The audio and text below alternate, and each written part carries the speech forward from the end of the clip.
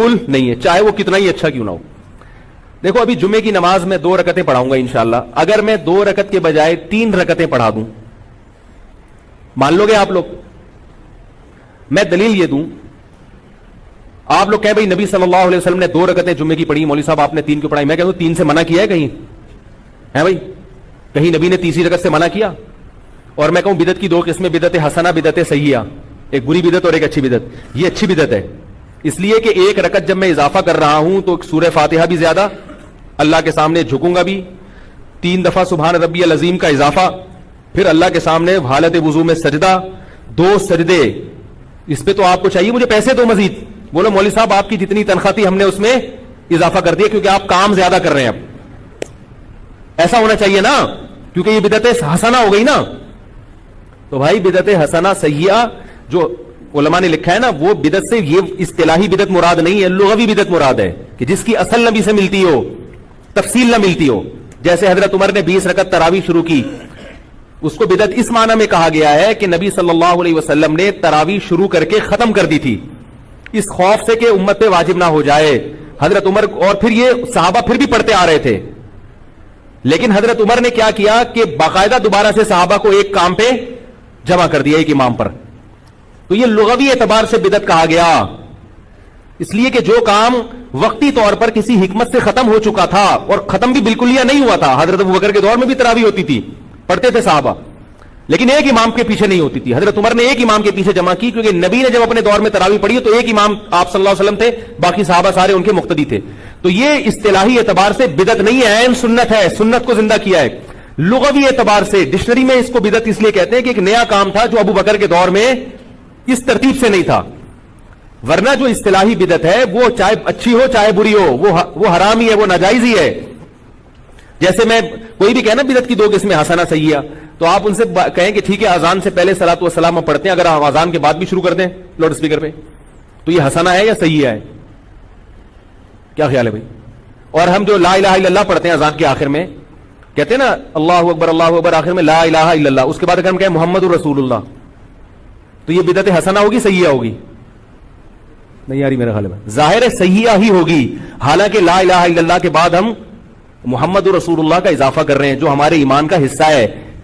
کیا خیال ہے؟ کلمے کی تکمیل نہیں ہوتی جب تک محمد کی رسالت کا اعلان نہ کیا جائے، مگر لا الہ الا اللہ پہ ہم بریک لگا دیتے ہیں.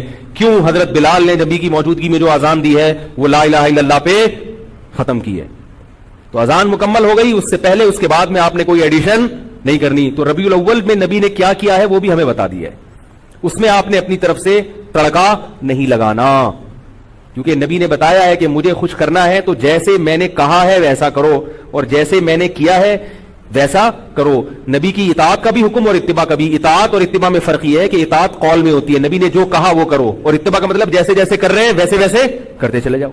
طبیعہ جو ہے عربی میں گائے کے بچے کو کہتے ہیں جو ماں کے پیچھے پیچھے چلتا ہے.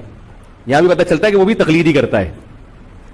ماں کا بچہ طبیعہ جو گائے کا بچہ ہوتا ہے نا، طبیعہ جہاں جہاں ماں جاتی ہے وہ وہاں جاتا ہے کہ نہیں جاتا؟ اس لیے کہ اس کو دلیل اس لیے نہیں مانگتا اپنی ماں سے، اس کو پتا ہوتا ہے میری ماں مجھے گٹر میں نہیں گرائے گی کیونکہ یہ میری ماں ہے. کیا خیال ہے بھائی؟ اس کو پتا ہے اماں جہاں جا رہی ہے صحیح جگہ جا رہی ہوگی. تو اس سے پتہ چلتا ہے اتباع یا طبیع کا جو لفظ ہے یہ دلیل اور بلا دلیل دونوں کو شامل ہے. تو اللہ نے کیا حکم دیا کہ نبی کی اتباع کرو، یعنی جیسے جیسے نبی کرتے رہے ویسا ویسا کرنا شروع کر دو. تو نبی نے ربیع الاول میں جو کیا بھائی وہ کر لو آپ. کیا خیال؟ صحابہ کے دور میں تو یہ جلوس نہیں ہوئے اور اس طرح سے نہیں روڈ بلاک کیے گئے.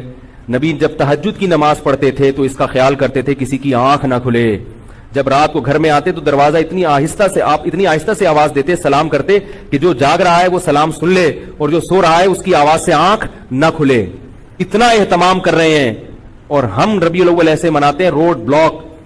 میں ملیشیا میں تھا، 2-4 تاجر آئے یہاں پہ 9-10 محرم کو، ابھی جو 40واں تھا نا امام حسین کے 40ویں کے نام پہ جو بھی ان کی رسومات ہوئی ہیں، ان بیچاروں کی میٹنگ تھی یہاں. انہوں نے بتایا کہ اتنی مصیبت میں پھنس گئے. ملیشیا کے بھی بہت سے لوگ سرکاری دورے پر پاکستان آئے تھے، موبائل ہی بند 2 دن تک. امام حسین کی یاد میں موبائل بند. اب وہ تاجروں کا موبائل بند ہو جائے اور میٹنگ بھی ہو، کتنی ٹینشن ہوگی کہ نہیں ہوگی؟ ایک عذاب میں کہہ رہے ہیں یار پاکستان میں یہی مسائل ختم نہیں ہوتے. کبھی کون سا دن چل رہا ہے، کبھی کون سا دن چل رہا ہے، کبھی موبائل بند ہے، پوری قوم کے موبائل بند. ربیع الاول میں بھی اور پھر خطرات کتنے ہوتے ہیں دہشت گردی کے. اتنے بڑے بڑے مجمع جب اکٹھے ہوں گے اور روڈ بلاک کر کے جلوس کی شکل میں جائیں گے. مجمع اگر ایک جگہ ہو نا اس کی سیکیورٹی آسان ہے, جب جلوس کی شکل میں نکلتا ہے تو دہشت گردوں کو بھی موقع مل سکتا ہے. ملک کے حالات کو دیکھا جائے اور شریعت کی تعلیمات کو دیکھا جائے تو کسی بھی طرح سے یہ چیزیں اسلام کے مزاج کے مطابق نہیں ہیں. ہاں آپ نے سیرت کے نام پہ جلسہ کرنا ہے وہ ضرور کریں. آپ جلسہ تو کبھی بھی کیا جا سکتا ہے, لوگوں کو اکٹھا کر کے نبی کی سیرت پہ بیان کیا جا سکتا ہے. مسجد میں بھی ہو سکتا ہے اور کہیں کسی کے گھر پہ بھی ہو سکتا ہے اور کوئی گراؤنڈ میں بھی ہو سکتا ہے, شادی ہال بھی بک کرا کے ہو سکتا ہے. رسول اللہ صلی اللہ علیہ وسلم کی سیرت کو بیان کرنے جیسے مسجد میں جائز ہے تو الگ سے کوئی جگہ ارینج کر کے وہ جلسہ کرنا بھی جائز ہے. ربیع الاول میں بھی جائز ہے, سفر میں بھی جائز ہے. اگر کوئی ربیع الاول میں کرتا ہے کہ بھائی اس مہینے میں کیونکہ نبی سے نسبت ہے تو بھی ٹھیک ہے, سفر میں بھی ہو سکتا ہے, ربیع الاول میں بھی ہو سکتا ہے, سب جگہ ہو سکتا ہے. کیا خیال ہے؟ باقی کام سے ایوائڈ کرنا چاہیے. تمام دوائیں بچوں کی پہنچ سے دور رکھنی چاہیے اور استعمال سے قبل بوتل کو اچھی طرح ہلا بھی لینا چاہیے. پھر بھی اگر آرام نہ آئے تو قریبی معالج سے رجوع کرنا چاہیے. کیا خیال ہے؟ یہ جو میں نے آخر میں جملہ کہا ہے نا, اس کا اس بیان سے بڑا گہرا تعلق ہے. اس کو آپ لطیفہ برائے لطیفہ نہ سمجھیں. دوبارہ نہیں سنا رہا, وقت بہت ہو گیا ہے, ٹھیک ہے؟ تو پھر بھی آرام